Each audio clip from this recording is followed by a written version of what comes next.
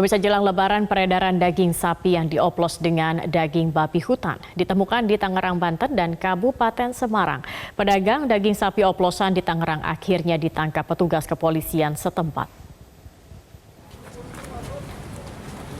Dua tersangka berinisial AD dan RT ditangkap petugas Satreskrim Polres Metro Tangerang Kota karena kedapatan menjual daging sapi yang telah dioplos dengan daging babi hutan di Pasar Bengkok, Kota Tangerang. Peredaran daging oplosan terungkap setelah Dinas Ketahanan Pangan melakukan uji laboratorium daging sapi di 3 pasar yang berbeda. Dari lapak milik AD, daging oplosan juga telah diberi formalin agar lebih tahan lama dan terlihat segar.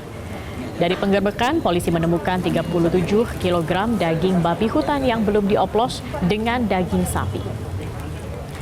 Menurut pengakuan Ade, ia menjual daging oplosan sejak Maret 2020 dengan harga Rp70.000 per kilogram.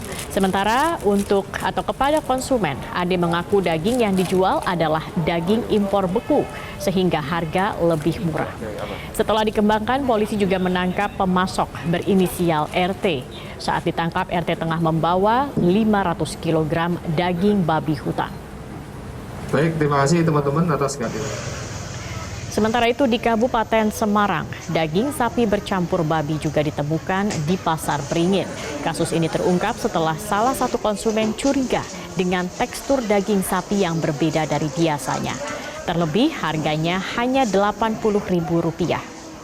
Dari kecurigaan ini, Dinas Peternakan melakukan uji sampel daging tersebut dan terbukti mengandung babi.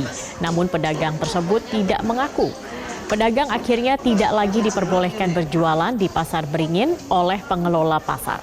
Sementara untuk mengantisipasi beredarnya daging sapi oplosan, Dinas Perdagangan bersama Dinas Peternakan akan menggencarkan pengawasan di seluruh pasar di Kabupaten Semarang.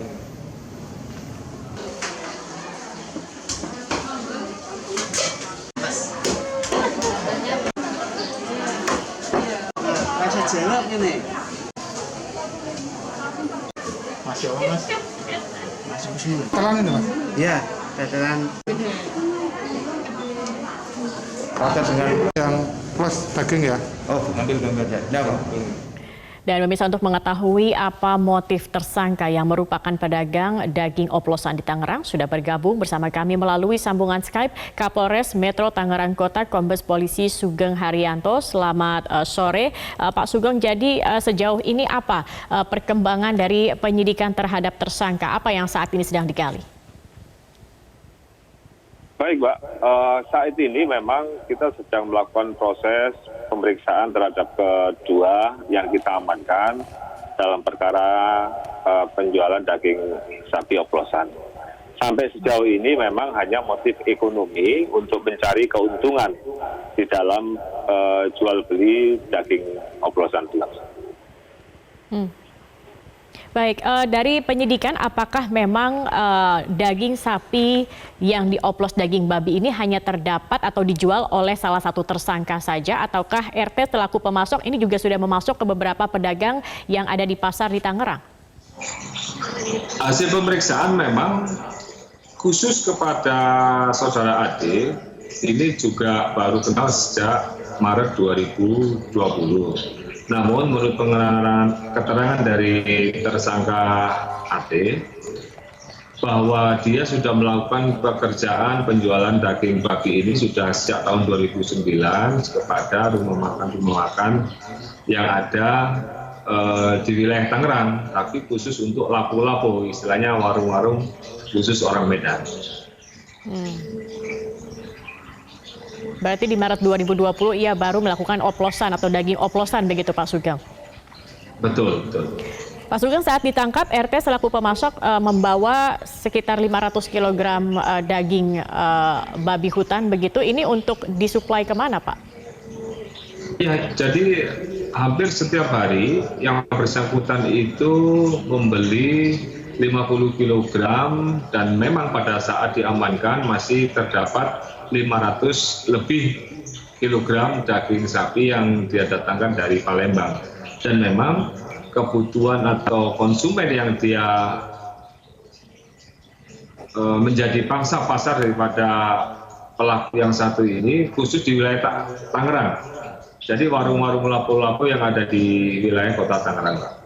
Baik, ini artinya apakah ini jaringan begitu Pak? Kalau kita ingat beberapa hari yang lalu juga ini di Bandung begitu ditangkap juga serupa dan dipasok ini dari kota Solo begitu. Ini apakah memang saat ini sedang marak sekali? Apakah memang ada jaringannya atau murni ini hanya dilakukan oleh perorangan?